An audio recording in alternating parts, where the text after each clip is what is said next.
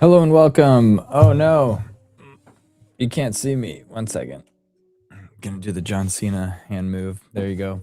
Can't see me. Can you see me now? Sweet. Hello and welcome to the Members Choice live stream from otrgold.com.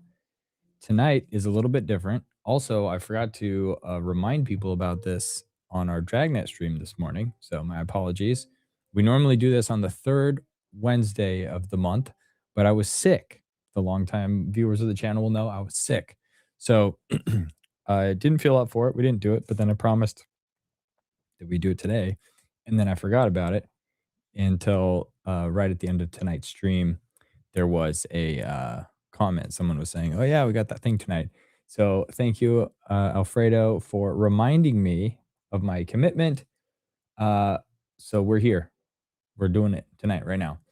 So on the Members Choice stream, we jump around. It's typically I take a request from a channel member, but I'm currently in like YouTube timeout. I've got a request into the YouTube team. Hopefully, they're going to review my channel here soon and remonetize this channel, and so I can get some memberships again. But anyway, long story short, I don't have monetization. I don't have channel members anymore, but we're keeping this going, and at least in the short term. So tonight, typically I would go and post a members only thing saying, "Hey, what should we listen to tonight?" Since I don't have the ability to do members posts, I'm just picking one, and I picked The Count of Monte Cristo, the adaptation of The Count of Monte Cristo, the book by Alexandre Dumas, and that's what we're going to be listening to tonight. The adaptation is done by the Campbell Playhouse, which was a anthology series produced on CBS radio between 1938 and 1940. It was directed by and starring, at least in its first year, Orson Welles. It was a continuation of his Mercury Theater of the Air, but this was the sponsored version of that. And I'll give you one guess at who sponsored it. Hint, it's called the Campbell Playhouse. So thank you to Campbell Soup for sponsoring this tonight's episode. Let's see. Yeah. Dirt. Let's see. If you're here in the comments and you're lurking, come say hi. This is funny. You're probably appealing to an AI bot. Nobody works at YouTube.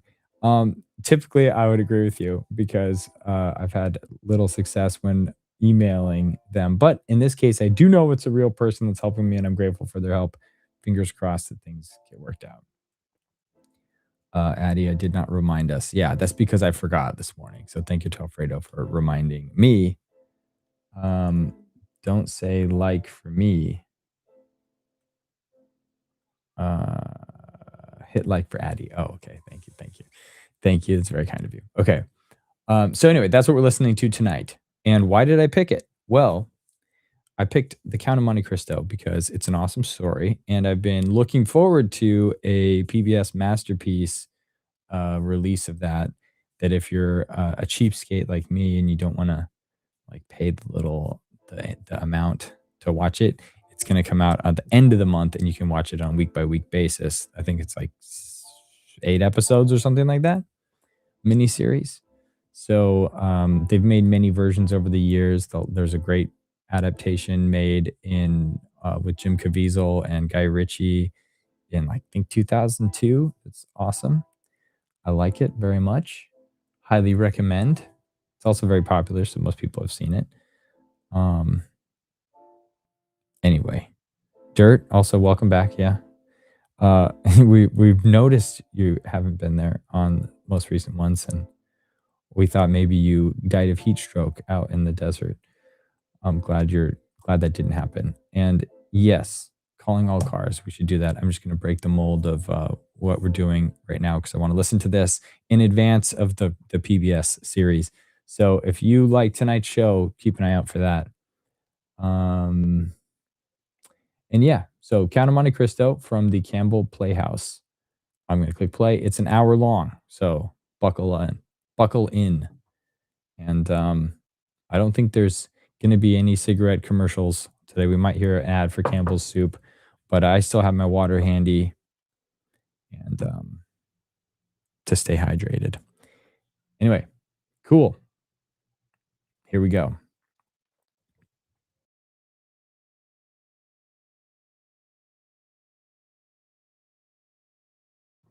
I'm going to get this started. I'm going to make sure the audio is playing, and then I'm going to hide this little green thing. Tonight's episode is courtesy of the Old Time Radio researchers. They're the best. Today's episode also aired October 1st, 1939. So enjoy.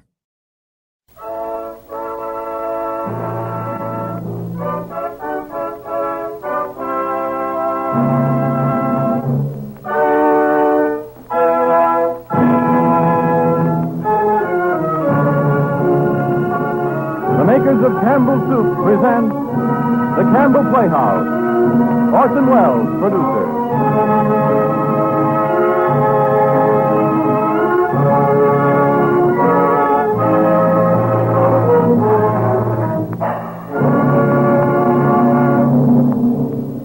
I am the Count of Monte Cristo, and the world is mine.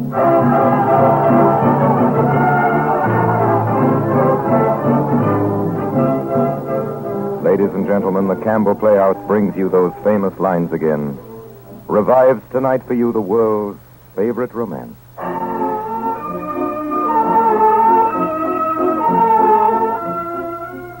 This is Orson Welles, speaking to you only after a low bow to the memory of Henry Miller and James O'Neill and all the rest of his betters who've played the wonderful, mysterious gentleman from Corsica before him. Of the author, of Alexander Dumas, who wrote Monte Cristo, there is no reasonable explanation. Dumas was a rich man. We note with interest that he went bankrupt in the theater. He was a revolutionary. His grandfather was a marquis. His grandmother was a negress. He was born as Napoleon became emperor. He died in poverty as the Germans marched into France. He wrote The Count of Monte Cristo as a newspaper serial.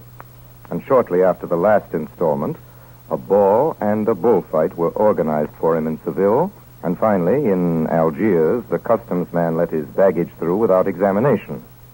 Such things don't and can't happen today. But then neither does Alexander Dumas himself the wildest romance of a man who could and did openly maintain at 70 numerous establishments and a literary factory as well, whose quantitative output is equaled in the arts only by the fabulous studio of Rubens. There's a good story about what Dumas père told Dumas fils. Father, said the inventor of Camille, I have just read your latest book.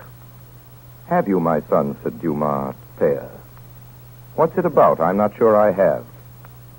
It's no secret and no shame either that the Chateau Monte Cristo was haunted by many ghostwriters and that its owner signed his name to more books than anyone could ever write. It is not expected of Pharaoh that he build with his own hands his own pyramids. And the mere blueprint of one Dumas plot is an airtight alibi for a whole career. Of all these plots, out of question the most gloriously complex, as perfect as watchworks, and as big as Pittsburgh among all others, one Dumas plot persists as the most ingenious, tall story ever perpetrated by the mind of man. God's vengeance on radio scriptwriters and your indestructible delight in spite of us. Here, then, is our humble 57 minutes worth of The Count of Monte Cristo.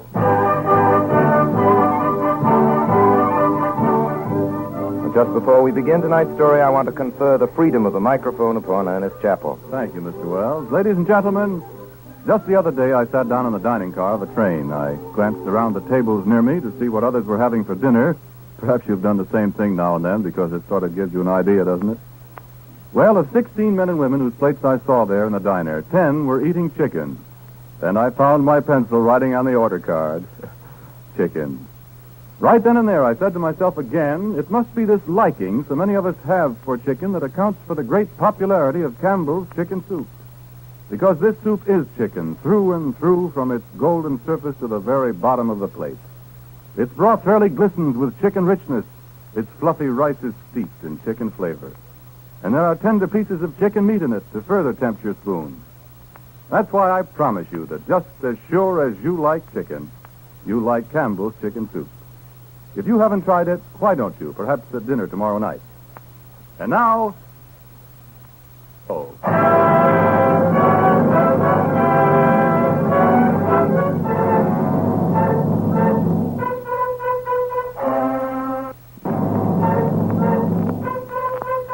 His Excellency, the Count of Monte Cristo.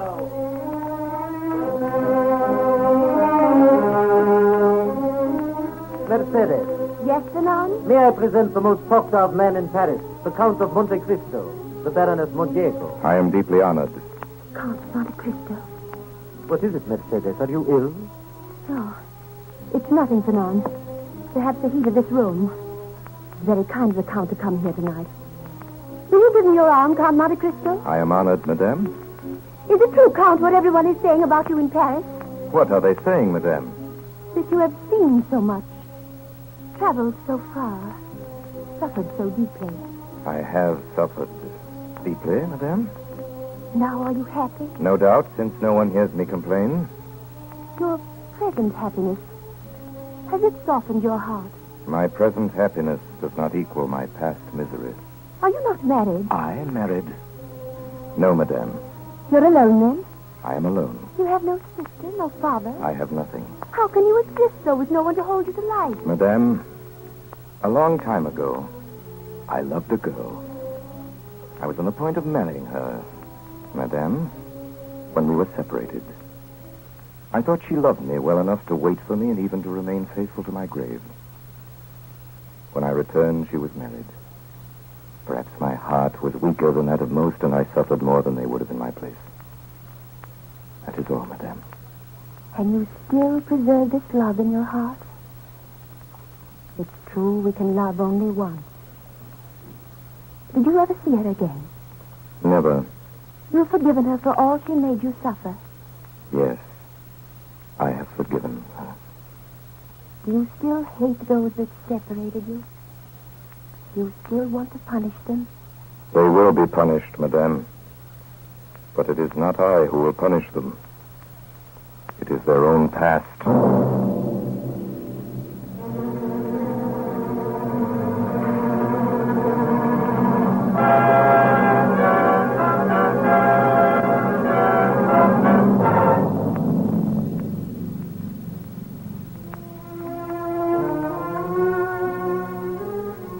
Rarely has European society been more intrigued than it was the winter of 1834, when the mysterious Count de Monte Cristo appeared in the city of Paris.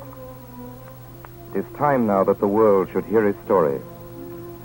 Of the title of this man, nothing was known that winter save that he derived it from a small and uninhabited island off the coast of Corsica.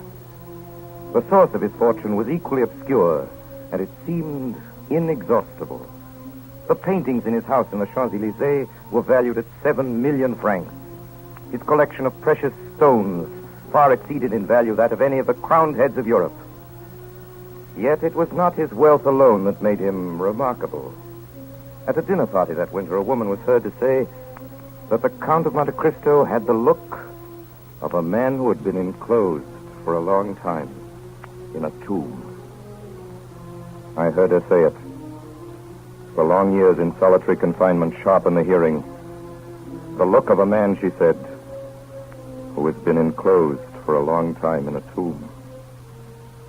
No man but I could know how truly the lady had spoken.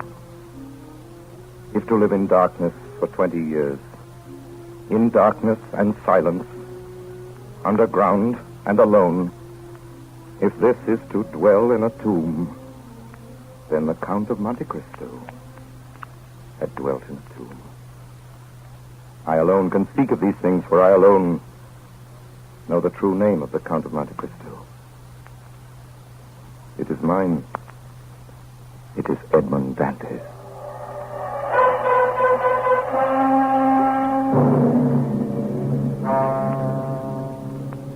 The story of Edmond Dantes begins in 1814, the year the Emperor Napoleon was a prisoner in Elba. It begins with a wedding.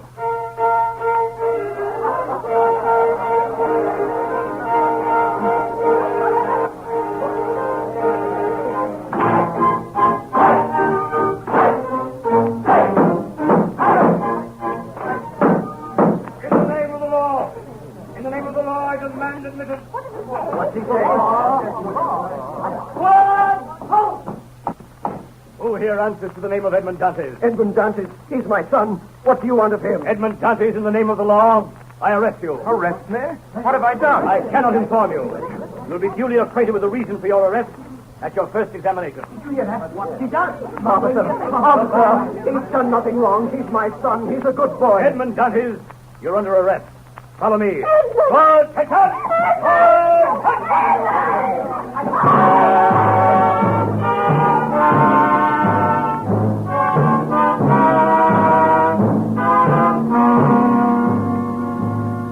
What is your name? Are you the king's prosecutor, sir? Yes. My name is Edmund Dantes. You will kindly give me all the information in your power. You have served under the usurper Napoleon. No, sir. Edmund Dantes, it is reported that your political opinions are extreme. My political opinions? Alas, I never had any opinions. I'm hardly 20, sir. I was to be married today. What do you make of this? It is a letter, Monsieur Dantes. Well, read it. The king's prosecutor is hereby informed by friends of the throne and religion that one Edmund Dantes, mate of the ship Pharaoh, arrived this morning from Smyrna, having touched at Naples and the Isle of Elba. He has been entrusted by the usurper Napoleon with a letter to the Bonapartist committee in Paris. This letter will be found on his person, or at his father's, or in his cabin aboard the Pharaoh. Oh, I'm sorry, sir. I don't understand it. You know the writing? No, sir. Well, whoever wrote it writes well. Have you any enemies? Not that I know of, sir. Now, answer me frankly. Not as a prisoner to a judge, but as one man to another.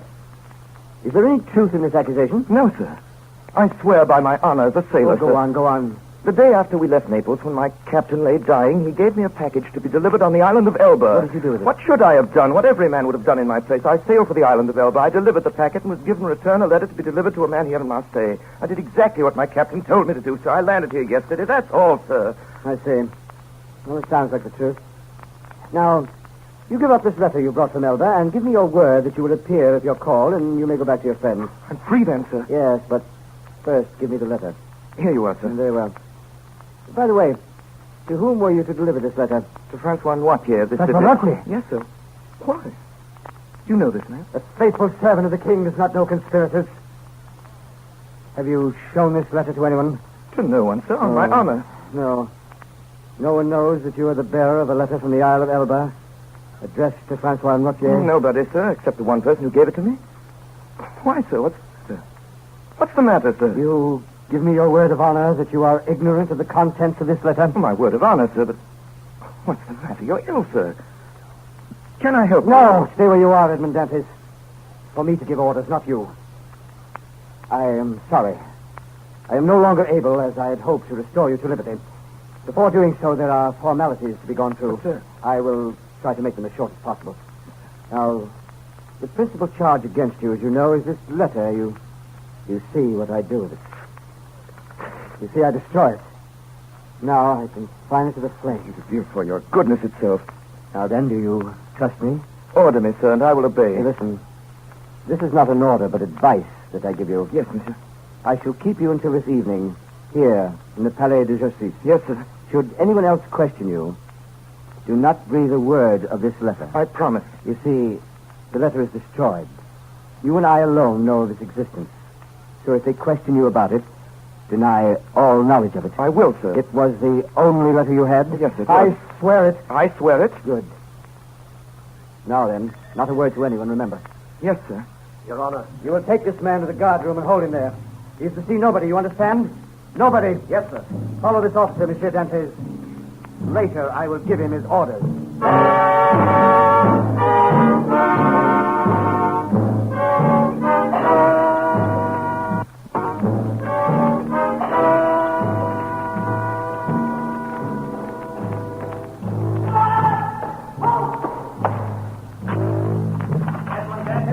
You've come to fetch me? Yes. By the order of the king's prosecutor? I believe so. Come with us.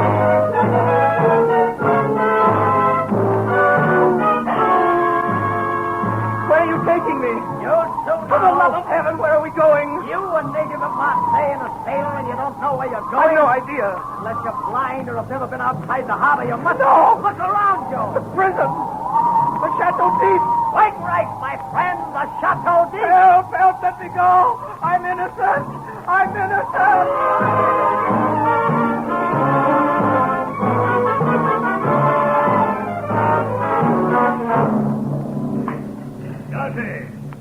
Monte! Haven't you slept? I do not know. Are you hungry? I do not know. Want anything? I want to see the governor. The governor, do you hear me? I'm innocent. I'm innocent. I'm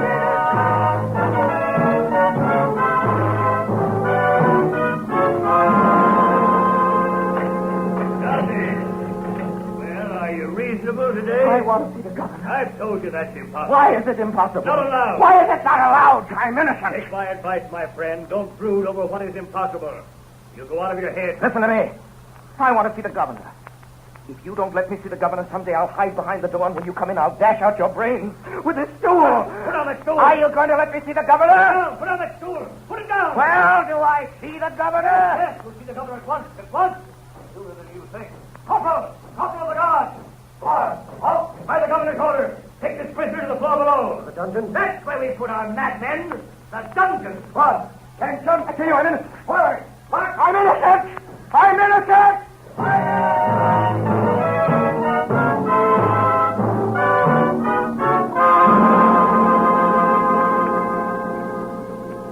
In darkness and silence, underground and alone. Every day, twice a day, morning and evening, the jailer came to my cell and put down the vile food and went away without speaking to me. My hair and nails had grown long, and my skin was white as a leper's. I'd been proud the first month. Now I began to beg. I begged to be moved from this dungeon to another. I begged to be allowed to walk around. I begged for books. Nothing was granted. I spoke to the jailer when he brought me my food. He rarely answered me. I tried to speak when alone, but the sound of my own voice terrified me. After what must have been 3 or 4 years, the governor of the Chateau d'If was transferred. The new man did not trouble to learn my name. I was no longer Edmond Dantes. I was number 37. I took to praying, but not as men pray in prosperity. In my prayers, I laid every action of my life before the Almighty. Still, I remained a prisoner. Then a deep gloom took possession of me, and then furious rage and savage thoughts of revenge, and wildly I dashed myself against the walls of my prison. I tore at my own flesh with my nails, and then I began to think of dying. I swore I would starve myself to death. So every morning and every evening, I threw out through the small grated window all the food the jailer brought me. At first gaily, then thoughtfully, then with regret. I held the plate in my hand for an hour at a time, gazing at the morsel of bad meat, of tainted fish, of black and moldy bread. One day I found I had not sufficient force to throw my supper out of the window. The next morning I could hardly see or hear. I knew I was dying. The day went by. I felt a stupor creeping over me. The gnawing pain at my stomach had ceased and my thirst had abated. When I closed my eyes, I saw myriads of lights dancing before them. I was on the edge of that mysterious country called death.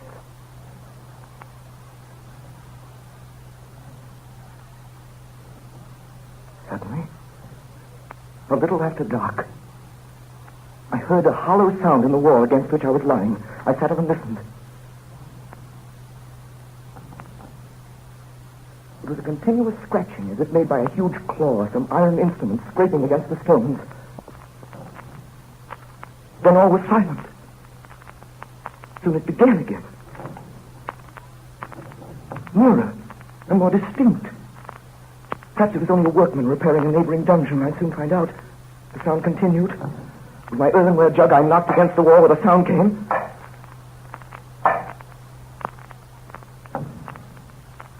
Someone had heard me.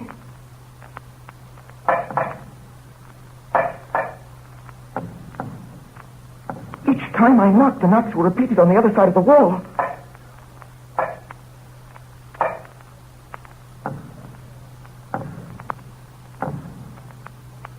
When I stopped knocking, the other also stopped. After that, there were no more sounds. The night passed in complete silence. I never closed my eyes. 3 days passed. 3 long days. And never a sound. At last, on the 4th evening, whoever it was quite close to me now. I wanted desperately to help him, but I had nothing, no knife or sharp instrument. I smashed my earthenware jug. That night, I moved my bed from the wall and started to scrape the plaster with a piece of the broken jug. Soon the fragments of plaster began to fall away. In 3 days, I uncovered a large stone. The next day, about noon, the stone began to move. Oh, my God. My God. My God, don't fail me now. Who talks of God in this place? Speak again. In the name of heaven. Speak. Who are you? A prisoner. Of what country? A Frenchman. Your name? Edmond Dantes. How long have you been here? Since the 28th day of February, 1815. Your crime? I'm innocent. And you? Who are you? I am number 27. How long have you been here? Since 1804. 20 years. All that night we worked. Then, just before dawn, a portion of the floor in my cell gave way, and from the bottom of this passage, the depth of which was impossible to measure, appeared the head, then the shoulders, and lastly, the body of a man.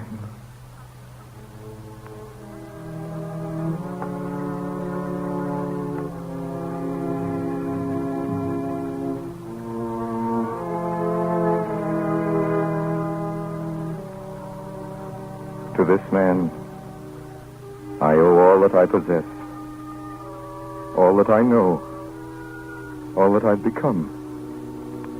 In the prison, he was known as the Mad Priest. I never learned his name.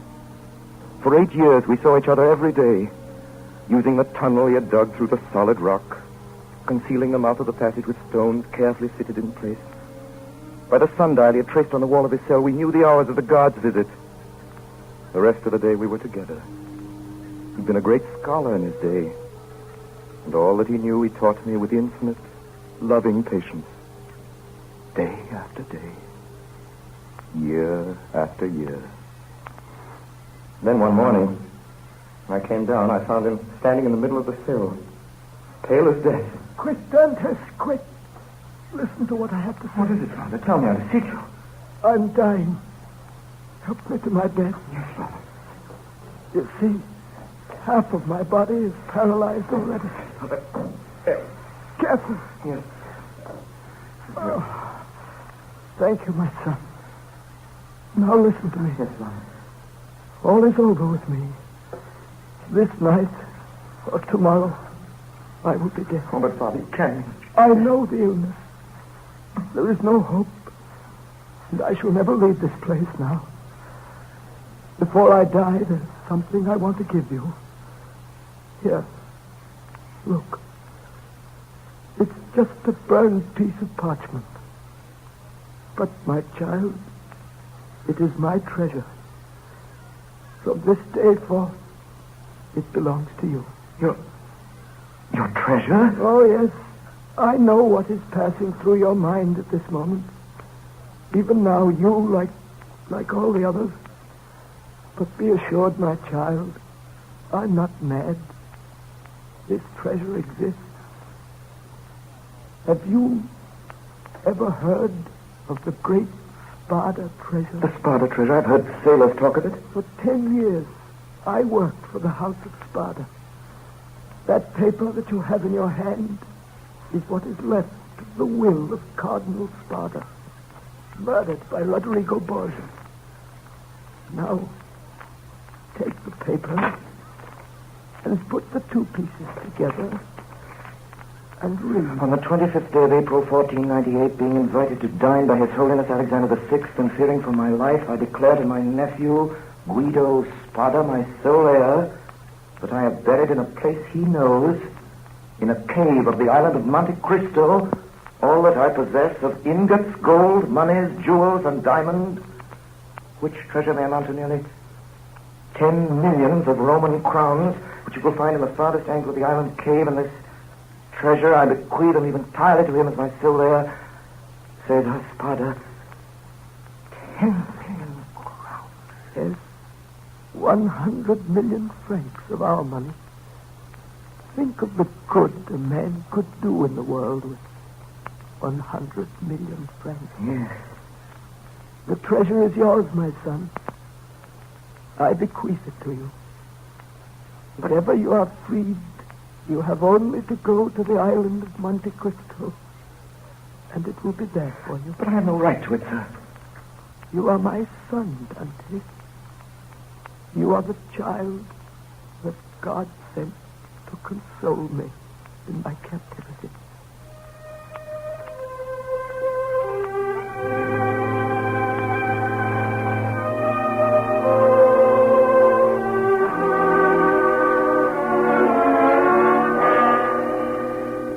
Later, in fearful agony, he died. I closed his eyes and laid him out to rest as well as I could, and that night the governor of the prison came down to look at the boy.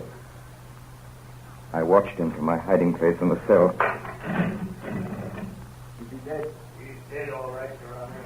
Poor devil. He was a priest. Get him the newest sack you can find. What time shall we bury him, sir? The usual time, before dawn. And report to me when it's done. Very good, sir. When the cell was empty again, I went in. On the bed at full length and faintly lighted by the light of a single candle was visible a sack of coarse cloth, and in it was stretched a long and stiffened form.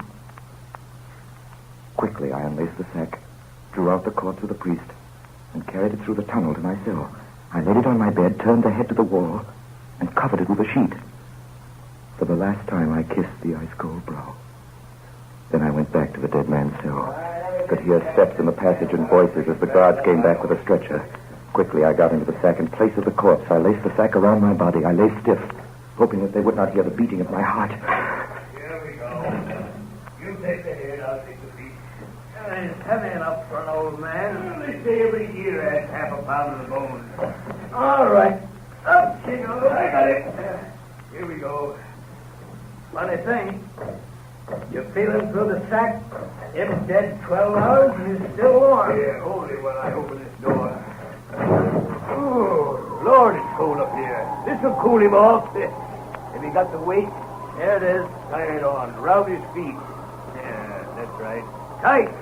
See if you can do it any tighter. Yeah, that's all right. That'll sink him. All right, now. You ready? 1, 2.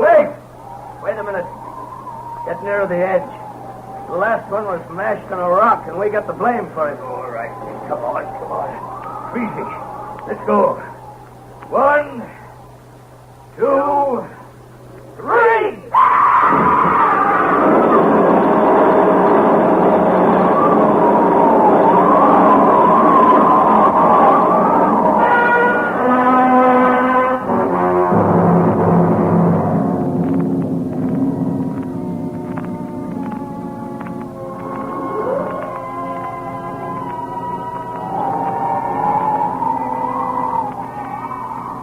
You are listening to the Campbell Playhouse presentation of The Count of Monte Cristo, starring Orson Welles. This is the Columbia Broadcasting System.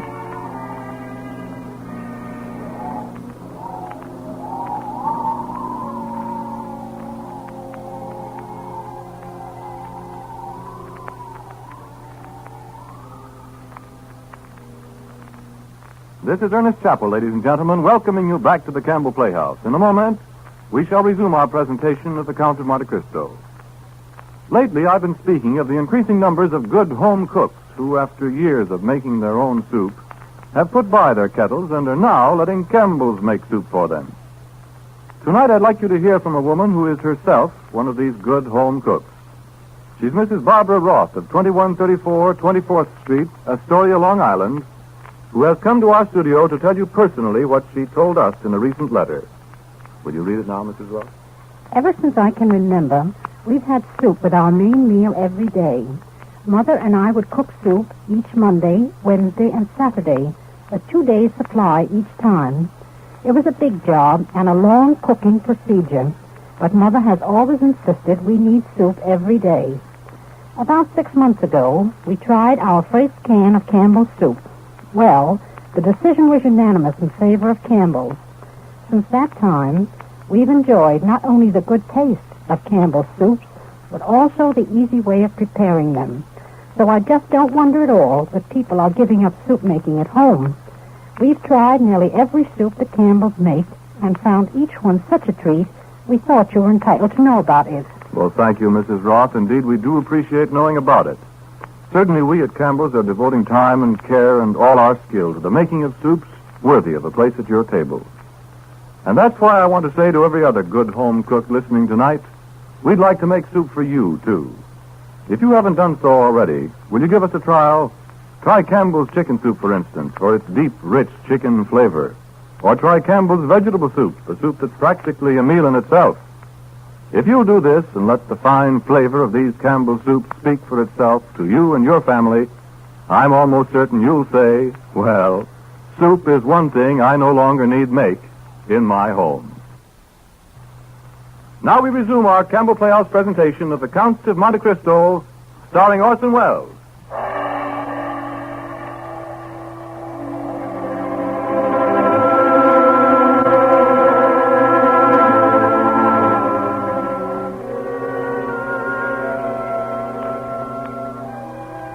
In the late summer and fall of the year 1834, merchant vessels plying their trade between the south of France and the coast of western Italy arrived in port with a strange story. Some miles north of the Isle of Corsica, there was a small island known as the island of Monte Cristo. Naked and barren, it offered no shelter for ships, no possible place for human habitation. Even the savage Barbary pirates who infested those waters were known to avoid its rock-bound, treacherous shores. From this island, a thin column of smoke was now seen rising day after day as from a fire, and a large ship was seen standing out to sea, flying no flag. On one or two occasions, when curious merchantmen attempted to approach the island, they were greeted with a cannon shot across their bows. Then one night the ship vanished. After that, there was no more smoke, and the island of Monte Cristo remained barren and deserted as before.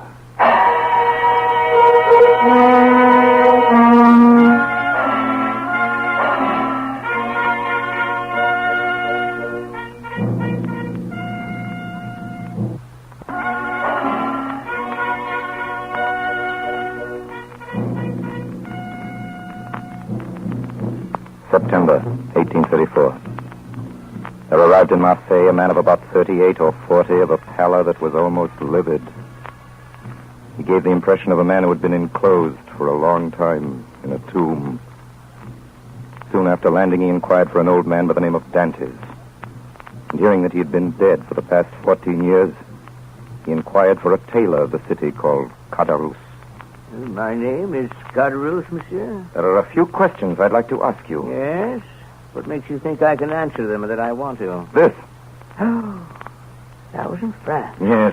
What are you doing? I'm tearing this 1,000-franc note in two, my friend. One half is yours now. But, monsieur- The other half will be yours when you've answered my questions.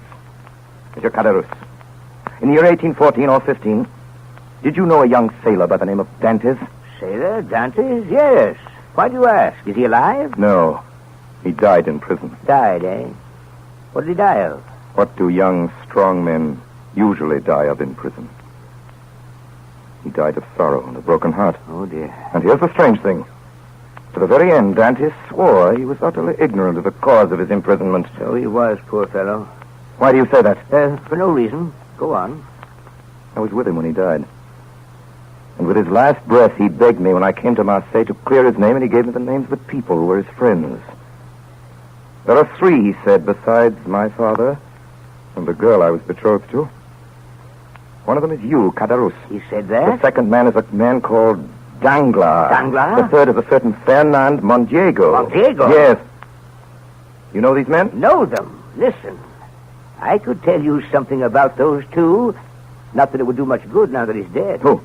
That young fellow you were talking about. The sailor, Edmond Dante. What do you mean? It wouldn't do him much good. Just what I say. Do you know who sent Dantes to prison? No. Well, I do. Two men who were jealous of him. One for love and one for ambition. And you know who they were? I'll tell you. Monte and Danglars. I thought they were his friends. Yes, so he thought. What did they do? They denounced him to the police as a traitor. And was he a traitor? No more than you or I. But they knew he had a letter on him from the Emperor Napoleon in exile. Something his dying captain had given him, and it looked bad. Which of the two denounced him? Both. Danglars was the sharp one. He wrote the letter, and Monte put the letter in the post. What? When was this letter written? In a cafe. The night before his wedding. How do you know? Were you there? I was at the next table. They thought I was too drunk to hear them, but I heard them. They sent the letter to the magistrate, de Villefort. De Villefort? If you knew all this when they arrested him, why didn't you speak? I was afraid, monsieur. I was afraid of what they'd do to me, those two. Danglars was the sharp one, but Monte was quick with his knife. Oh, often at the time I've repented it. Well, now you've told the truth at last. But Edmond Dantes is dead and has not forgiven me. He never knew what you'd done. He knows it now. They say the dead know everything. Yes. Now then, Caderousse, another 1,000 francs if you tell me the truth. You say those two gave him up because they were jealous of him. That's right. Why? Why was this Danglars jealous of him? They were shipmates. Shipmates? How did you know that? You told me just now. Why was he jealous of Dantes? Danglars? Because he wanted his job. Oh. Yes, and they were mates together on the same ship. When the old captain died and the owners made young Dantes captain, Danglars never forgave him. And the other one, this Monte, what did he have against Dantes? A girl. A girl? Yes, a girl Dantes was engaged to marry. She was Monte's cousin, and he wanted her too. And, well, when he got his chance to get young Dantes out of the way, he took it. I see. And now tell me, what happened to those two, Danglars and Monte? Do you know them still? Where in heaven's name have you been, my friend? There isn't a man in France who doesn't know them. Danglars, a millionaire, has a banking house of his own. Baron Danglars, he calls himself now. And Montego's a baron, too, and a cabinet minister, and an officer of the Legion of Honor with a house in Paris a block wide. They've done pretty well for themselves, they have. And you'd think they'd remember their old friends, wouldn't you? But not they. They send the butler out with a 10-franc note. That's what they do. Now then, tell me, how about this girl Edmond Dantes was betrothed to? The girl? Yes. Mercedes? Yes. Yes, that's her name. What happened to her? Oh, that's a sad story. When Dantes was arrested, she was nearly mad with grief. Pitiful it was. 6 months went by, and there was no news of him, and every day there was her mother telling her that he was dead and telling her to marry Monte. She used to come to see old Dantes. Edmond is dead, he said to her. If he weren't, he would have returned to us. Then the old man died and left her quite alone. Still she waited, and still no word from him. Then, in the end, after a year, she married Monte. Now she's one of the greatest ladies in Paris. A year? She waited a year? What'd you say? Nothing. Nothing. You say Edmond Dantes' father died? Yes, soon after his son disappeared. What did he die of? And if you want to know what I think, he died of starvation. Starvation? The doctor had another name for it, but I know better. He locked himself up in his room and died of starvation.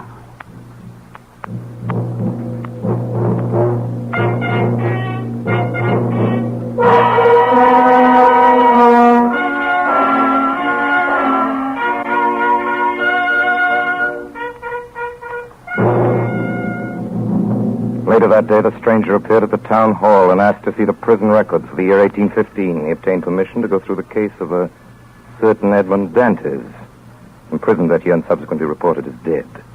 He read the examination and record and noted with surprise that the name of Francois Noirtier, to whom the fatal letter had been addressed, never once appeared in it.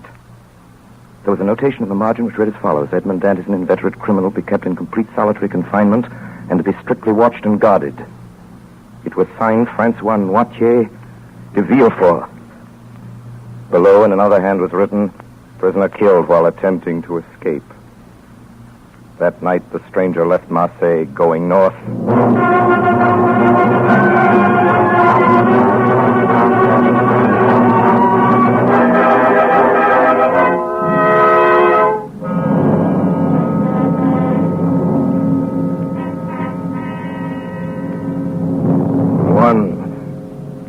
2, 3. Mondiego Dangla de Villefort. Mondiego Dangla de Villefort. Ali, Yes, master. here are 100,000 francs. Spare no expense. Find out everything there is to know about those 3. Every move they've made, every word they've said, every line they've written. Yes, master. Find out about their homes, their wives, their children, friends. Yes, master. Find out where they got their power, how they made their money, whom they robbed, whom they cheated, whom they murdered. Yes, master.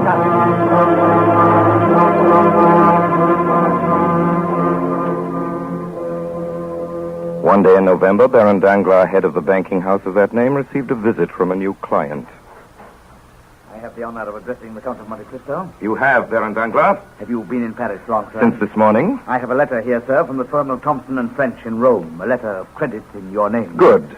Then I take it beginning today my checks will be duly honored by your house. In this letter, there is one thing not quite clear. Indeed. According to this letter, the Count of Monte Cristo is to have unlimited credit on our house. And what is there in that simple fact that requires explanation? Merely that term, unlimited. Are you suggesting that Thompson and French are not looked upon as solvent bankers? Oh, no. It was not their solvency I spoke of, but the word unlimited in financial affairs is so extremely vague a term. To me, Baron, the word means exactly what it says. It means without limitation. Well, I assure you, sir, that up to the amount of $1 million... I beg your pardon. I assure you, should you at any time be hard-pressed, were you even to require $1 million francs... 1 million? Why, Baron, I always carry 1 or 2 million in some corner of my pocket. Expect me to call on you for 10 or 15 million on my first draft. Well, I admit I have hardly been at the... If you would prefer not to handle this account, Baron Danglars, I have letters similar to yours addressed to Barings of London and Baron de Rothschild of this city. You need have no scruples in declining. I assure you, I never entertained... No. You merely wish to be convinced that your stockholders ran no risk. Nothing more. Very sound, Baron Danglars. I understand they include some of the greatest names in France. Am I right? The Count de Mondiego? Eh? The Baron de Villefort? It is not generally known that... Oh, of course. Now we understand one another. I should like to draw tomorrow the sum of, shall we say, 6 million francs. Half gold, half note. 6 million francs? As you say... If I should require more, I'll let you know. Oh, by the way, buy me tomorrow 10,000 shares of Austrian Commonwealth. You have some information, sir, about this stock? You will find, sir, that I never gamble, except in certainties.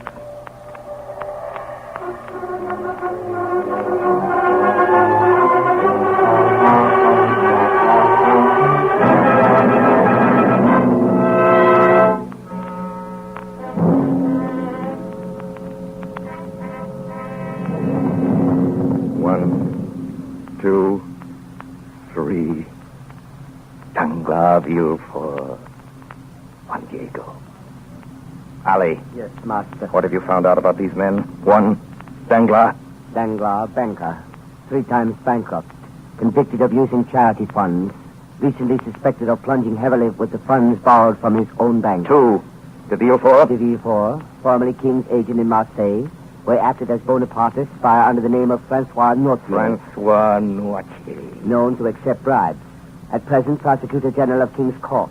Said to speculate with funds borrowed from Danglars Bank. 3, Mondiego. Mondiego, dismissed from naval service for theft. Tried for murder, 1816. Deserted French Army, 1824. Believed involved heavy losses, Danglars Bank. Danglars, Villefort, Mondiego. 1, 2, 3.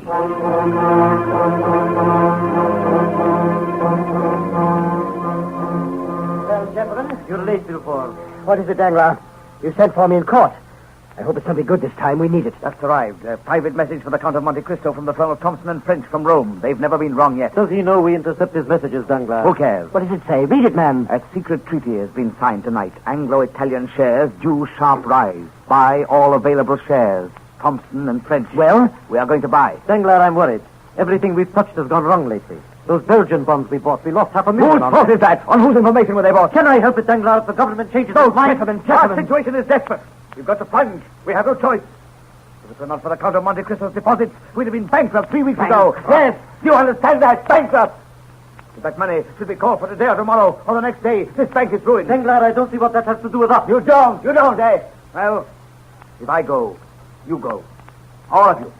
Make no mistake about that. Oh, gentlemen, what do you propose to do about this, Danglars? I propose to buy every share of Anglo-Italian that comes into this market. With what? With what?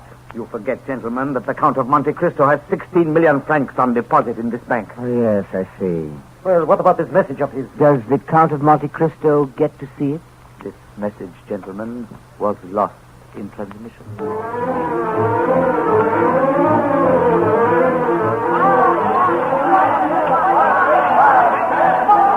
Buy 300 shares of Anglo-Italian.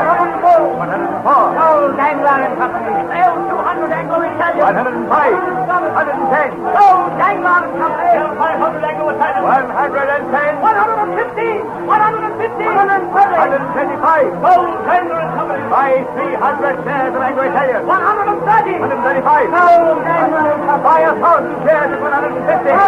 175. 210. 250. Anglo-Italian. I'll buy anything offered. Anglo-Italian. I buy anything offered. Anglo-Italian. I buy anything offered.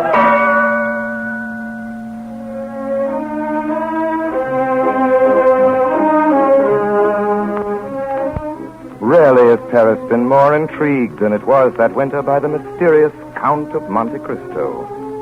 His wealth seemed inexhaustible, and it was said that for his carriage wheels alone he had paid 1 million francs. It was at the end of December that a great ball was given by the Baron Danglars.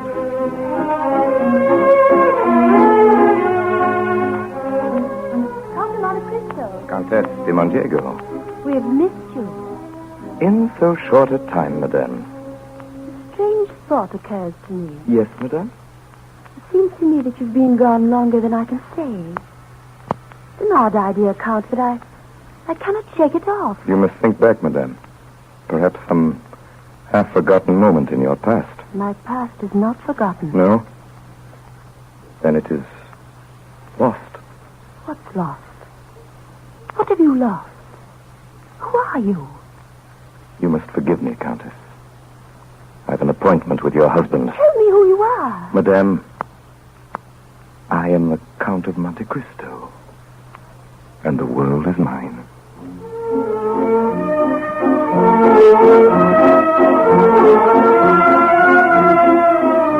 Congratulations, Danglars. I got your message.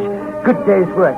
Tell me, how much did we buy of Anglo-Italian? 62,000 shares. 62,000. Yes. How much profit does that show? So far, Mondiego, 3 million. 3 million? 3 million, yes, and it's only a beginning. Who is selling? That I don't know.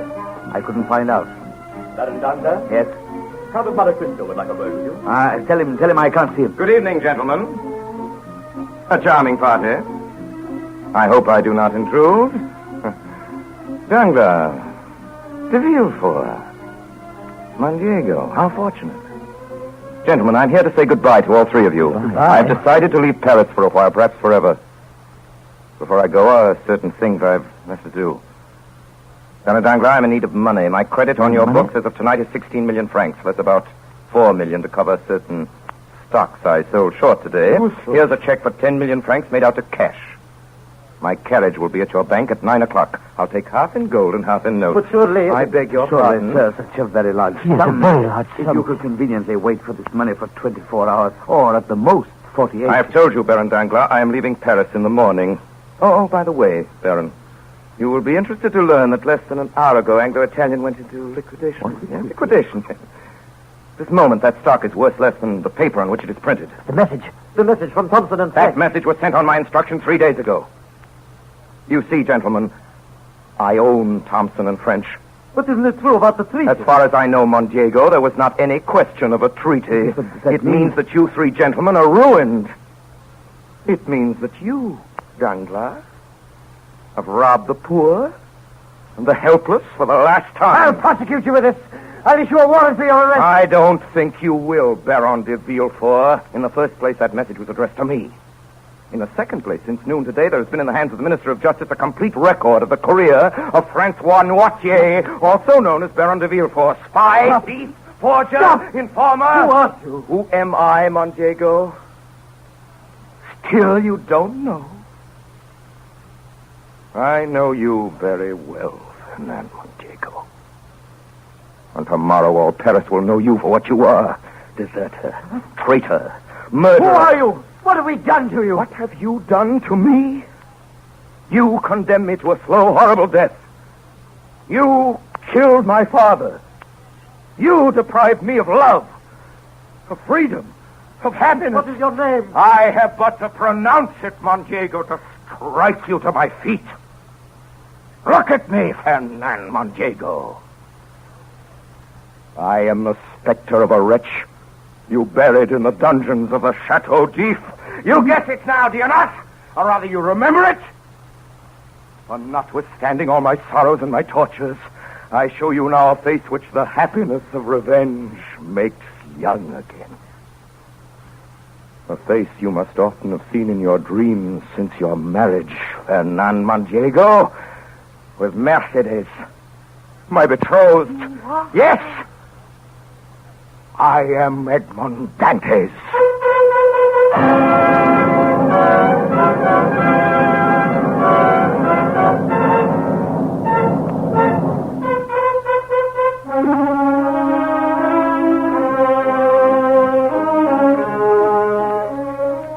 Countess Mondiego. Yes, Count? Your husband has been detained. There are matters of urgency which will not permit him to leave this house. May I see you to your carriage? Yes, Count. I asked you a question. I wonder if your answer was the truth. Madame? The girl who made you suffer. I asked if you had forgiven her. Yes. Yes, I've forgiven her. And those who separated you? Do you still wish to punish them? Madame, they have been punished.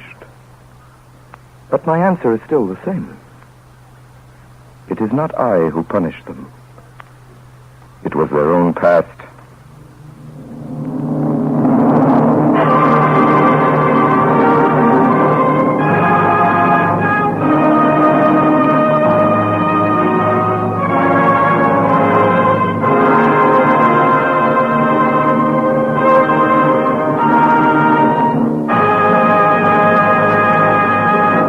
This concludes our Campbell Playhouse presentation of The Count of Monte Cristo, starring Orson Welles. In just a moment, Orson Welles will return to the microphone. Just now, I'd like another word with you on something good to eat.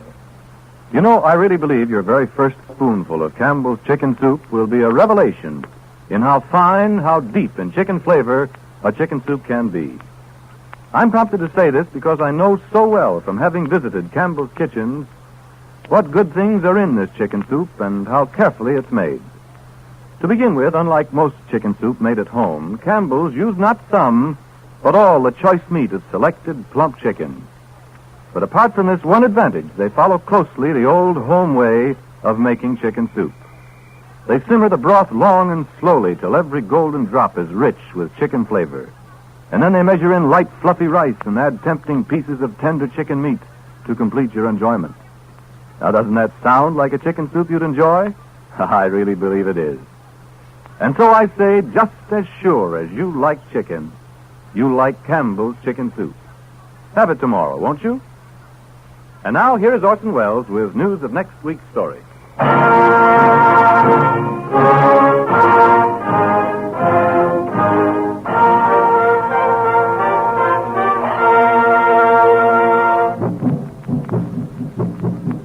Ladies and gentlemen, here it is. The native quarter, known as the Casbah. As you look at it here, it's just a few lines on the map. But the reality is something stranger than anything you could have dreamed. It's only a step from the modern city to the Casbah. But when you take that step, you enter another world. A melting pot from all the sins of the earth, a crawling anthill, a jungle of houses, a labyrinth of narrow passages and winding alleys, rotten with vermin and decay and the filth of centuries. No one knows what mysteries are hidden behind those walls. No one knows what crimes and hopes are buried in those secret courtyards.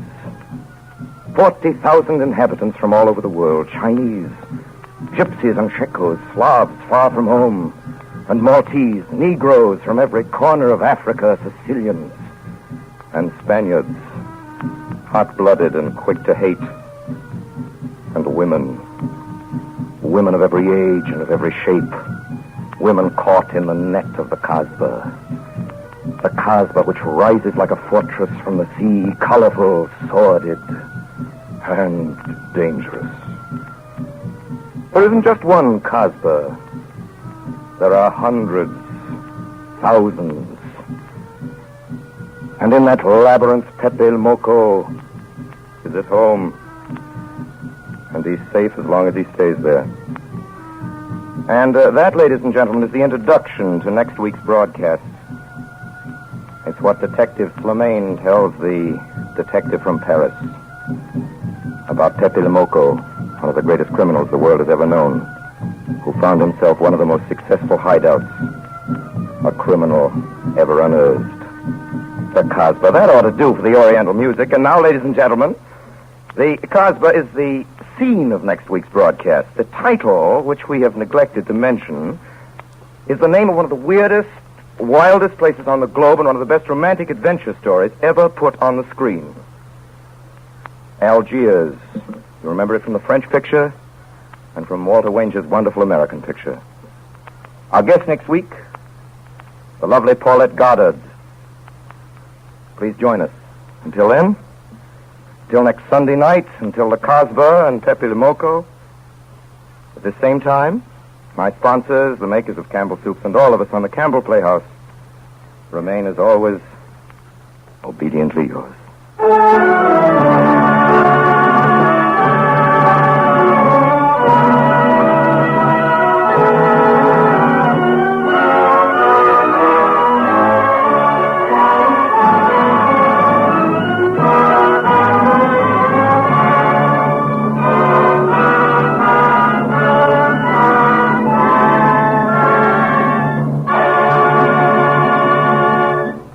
In tonight's Campbell Playhouse production of The Count of Monte Cristo, Orson Welles played the part of Edmond Dantes, the Count of Monte Cristo. The part of Caderousse was played by Ray Collins.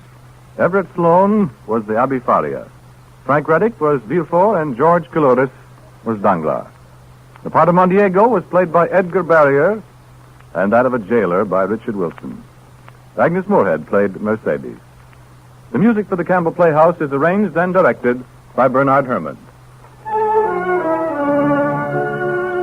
The makers of Campbell Soups join Orson Welles in inviting you to be with us at the Campbell Playhouse again next Sunday evening when we bring you our adaptation of that colorful and successful motion picture story, Algiers, with Orson Welles and Paulette Goddard. Remember, Campbell Playhouse next Sunday evening.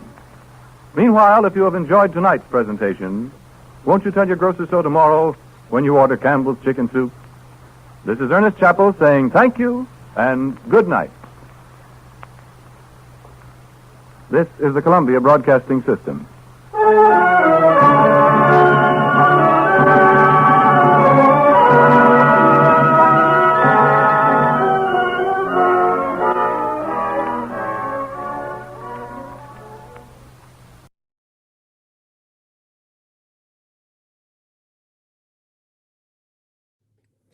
All right. Hope you guys enjoyed that one. How do I stop the screen sharing? Okay, there we go. Oh, we got a late breaking comment coming in here. Let's highlight this one. Let's digest this one together. First radio drama broadcast in America is generally considered to be A Rural Line on Education, a short play performed on KDKA in Pittsburgh in 1921. Nice. I did not know that. Question. What was KDKA first? What was KDKA first broadcast? Oh, what was the first broadcast on KDKA? I don't know. Tell me. The first of all kinds of radio things are pretty interesting. Yeah, I haven't heard that. I'll check it out. Roscoe, I was going to show you this. You said you were multitasking while trying to fix a spring-loaded knife. Look what I have in my pocket. This is my everyday carry knife. If I can get it to focus. I had a smaller one like this. Come on, give me something here. First of all, check out my iPad cover. Theft protection. Look at that iPad underneath. But it's a composition book. Okay. Maybe this will be a good backdrop. Check out this knife. This is a spring-loaded one. Ugh, good grief. It's not focusing. Come on. Block that out. And then I get this. There you go. That's a Benchmade knife. I had one that had a black handle. And guys, I'm not a professional at this. Okay, there you go. Had one that was a black handle, but I lost it. So then they had this one at Bass Pro Shop. I'm like, you know what? I'm gonna get the one in like Hunter Orange so that I can find it more easily. But it's spring loaded. Let me see if I can demo this for you. It's got a safety on the back, right there. So it's locked, so it can't, right? To do everything mirror. And my brain is not flipped around. It's messing with my brain, do everything mirrored. Okay, see, it can't open until I flip this down. You have to trust me on that. It flipped down and then bam, flicks open. I use this all the time. I saw a thing once, just like opening packages and things. I saw a post on X around Christmas time that said, like on Christmas Day, it was like shout out to all the dads that have pocket knives. Like today's your day. Because everyone is like, oh man, hey, you got a knife. Can I have that? Open it up, guys. It's like, that's why I carry it. It's in my pocket all the time. What do I use it for? Hold-ups? Yeah, you could maybe use it for a hold-up. I haven't tried it yet. I mainly use it to open boxes or open things that need to be opened. Haven't whittled any sticks with this, though that is a aspirational goal.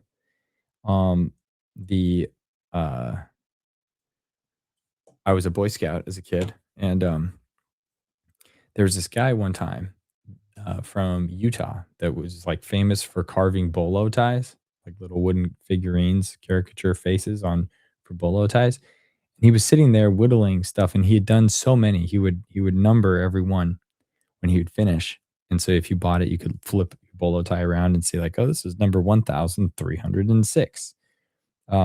He was sitting there whittling, and he was so good at it, he could whip them out super quick. So I thought, I want to get good at whittling. That's like a mental note to myself. And I did buy a book last year, like how to whittle little characters. It tells you like the rough outline of the body, and then like tips and tricks to kind of make the caricatures that you want. Haven't got super good at it. Haven't spent a ton of time on it yet, but I do occasionally sit down, try and whittle one out of a stick, or like out of a piece of basswood, which is a very soft wood, and it's awesome. So whittling, but this knife is too big for that. But it does fit great in your pocket, and single blade. Anyway, that's the tangent for today. Roscoe's got a Swiss Army. Nice. TC got in late, but wanted to say hi. Thank you, TC. Thanks for tuning in. Dirt Hermit's got a deer antler handle. Oh, Addie's got her own pocket knife too. I've got a version of a pocket knife. I have knitting needles. There you go. It's just handy to have it. Boy Scouts. Dirt Hermit's a star. Congrats. That's a tier in the scouting program. But I mean, you're a star anyway, but you're also an official star. Down in Olympia, a lot of folks get into chainsaw wood carving. Yeah, I don't have a good enough health insurance plan to get into chainsaw carving. I can afford to, like stitch up a finger or something, but I don't think I'm quite ready for chainsaw carving, but respect to those people that do it. I remember, now that you mentioned this, chainsaw carving, I don't remember what channel it was on, but on TV, there's like lumberjack competitions where it's like the first step you have to do is chop with an axe. You have to chop like a 12-inch round log or something. And then you got to do something with the chainsaw to like chainsaw through a much bigger lumber round. And then you got to do all these other things. And it's just like the most interesting stuff, how talented these people are and how quickly they can do it. Looks like TC was in Scouts as well. Cool. Shout out. Cub Scouts. I like that. Addie was a Girl Scout. Look at that. All our connections to Scouts. I ended up as a cadet. I don't know. That's a level. I forget. I don't know. But do you get like a lifetime discount on the Girl Scout cookies? Because I might consider joining Girl Scouts for a day if I could get alumni discounts. All right. Lumberjack competitions are awesome. Yeah, they are. On the subject, look up the Nuclear Boy Scouts. Okay, I'll do that. All right, I got to bounce. It's bedtime for my kids, and I have to go help them. I don't know if you heard earlier, they were practicing the piano at the beginning. If you scroll back, you might be able to hear some piano practicing. But that is done, and they now need to go to sleep.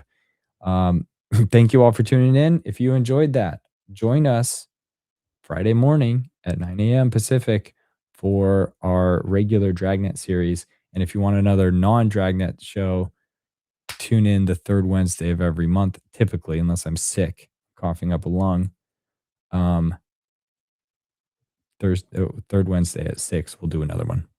Maybe we'll do a Calling All Cars, as Roscoe has requested. Okay. Until then, be safe, be good, be happy. Ciao.